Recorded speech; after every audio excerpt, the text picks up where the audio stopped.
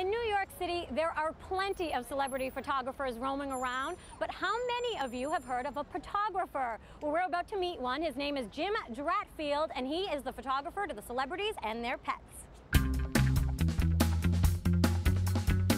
Jim Dratfield is an award-winning photographer whose style is unlike any other.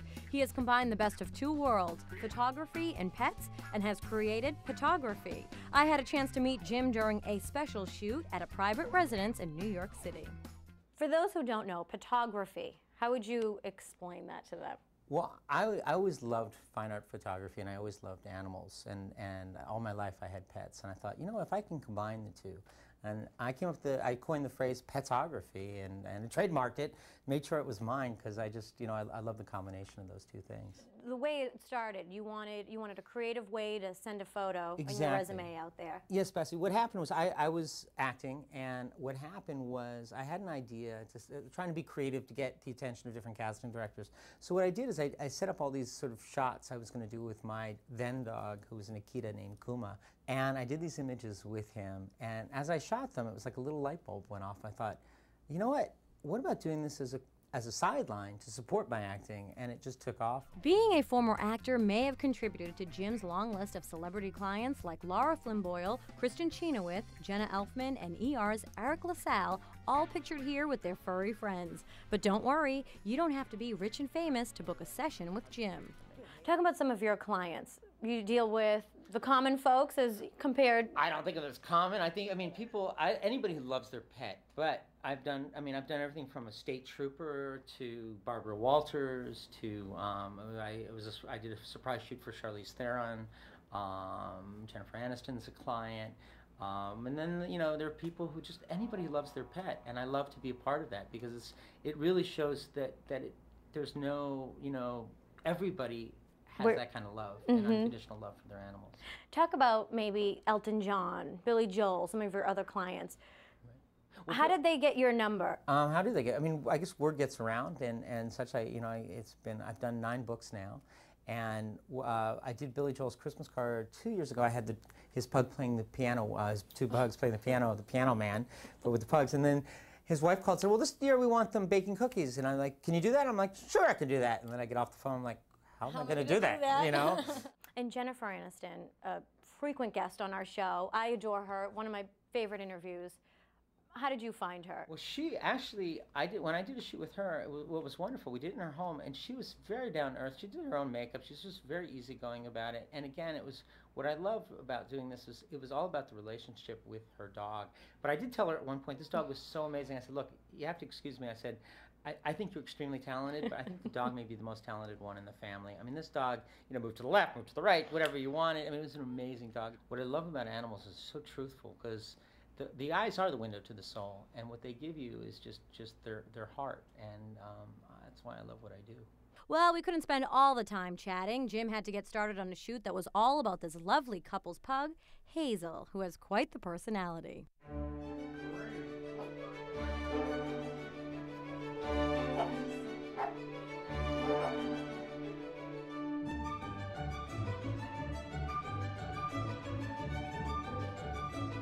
So I am here with Joe, Dennis, and my little girlfriend, Hazel.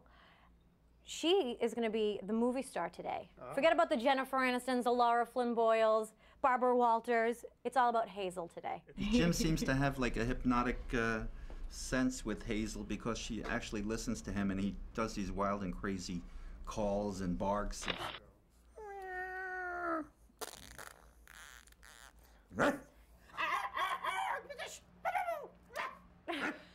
Hazel, you ready? Better wake up, girlfriend. You ready? Okay, let's go. And she's a babe, so we got to do some beauty shots of her. That's what I want to start off. But she also has a goofy and fun personality. So we're going to play around and do some stuff that's a little more fun, too. We're going to show all the sides of Hazel, you know, the 3 faces of Hazel.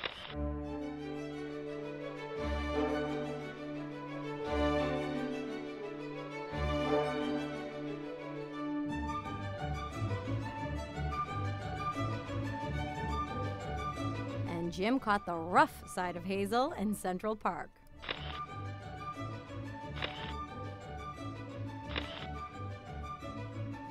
In New York City, I'm Bessie Chionis for Backstage.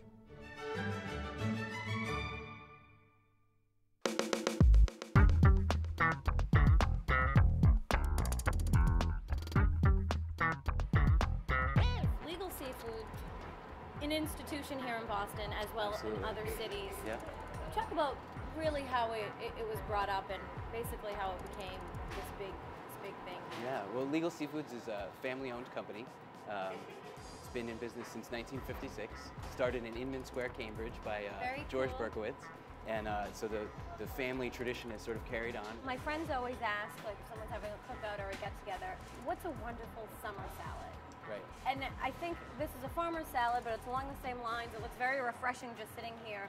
How can we prepare this? This particular salad is a combination of the Cherokee red leaf with some Longwood Farm tomatoes, and then we make these lemony pickled zucchini, which is a neat thing that you can do at home. It's super easy. There's 4 ingredients. You're gonna make some, so you're gonna be able to tell me how Get easy ready. it is, Okay. right? And then this is a crispy fried goat cheese, which makes the salad kind of fun and different.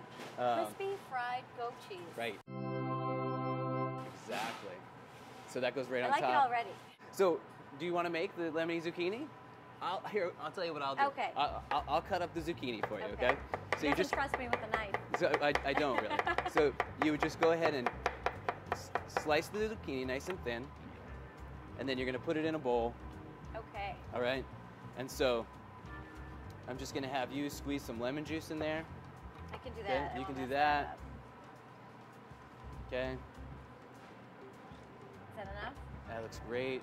Okay. I'll take that from Okay. you. And then this is a little bit of sugar. You're just gonna tap like a little tablespoon of sugar in there. Would that be a Okay, that's tablespoon? plenty, Okay. right? And a little bit of salt, just a little pinch of salt in there. A pinch? Little pinch. There you Is go. that a pinch? Yep. And so this, you just toss, just like this, right? And when you let it sit for a few hours, it starts to look like that because the lemon Are you starts kidding? to. Yeah, I know. It's really amazing, right? And so here, go ahead and taste one. It's nice. Isn't that nice? We're just gonna take a couple of leaves of this Cherokee red leaf. Okay. Okay, we're just gonna simply tear it like that, put it in the center of the plate. And then, again, these are the Longwood Farm tomatoes. And so, when the tomatoes are so beautiful like they are in the summer, you don't have to do much to them to enjoy how beautiful they are. I'm just gonna take a few slices of this tomato right over the top, a little drizzle of the extra virgin olive oil right over the top like that, some cracked pepper, and then we're gonna take a little bit of this lemony pickled zucchini, like that, all right? And then we've got this balsamic reduction, which is really just balsamic vinegar that you put in a saucepan and let reduce until it starts to thicken. So it becomes almost a little bit syrupy.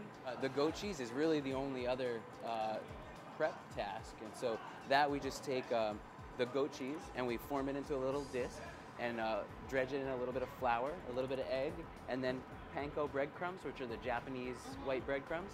And then you can crisp it in a saute pan with a little bit of oil. You can deep fry it.